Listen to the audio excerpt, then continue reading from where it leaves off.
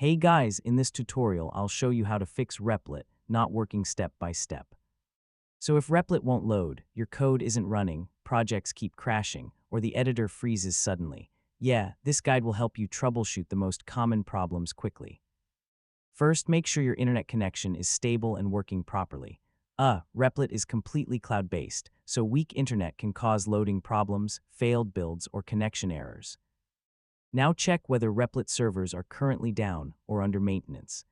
Sometimes the issue isn't caused by your device at all, especially during heavy traffic periods. One of the most common fixes is clearing your browser cache and cookies. So, outdated browser data can interfere with the Replit editor and cause random issues. If the problem continues, try another browser like Chrome, Edge, or Firefox. Yeah, some browsers handle coding workspaces and cloud editors more reliably than others. You should also temporarily disable browser extensions like ad blockers, VPNs, or privacy tools because they can sometimes block Replit features in the background. If your project refuses to run, check your code carefully for syntax errors or broken dependencies. I mean, even small coding mistakes can stop the entire REPL from working properly. Now try restarting the REPL environment from the workspace controls. Restarting can refresh the runtime and fix temporary execution problems.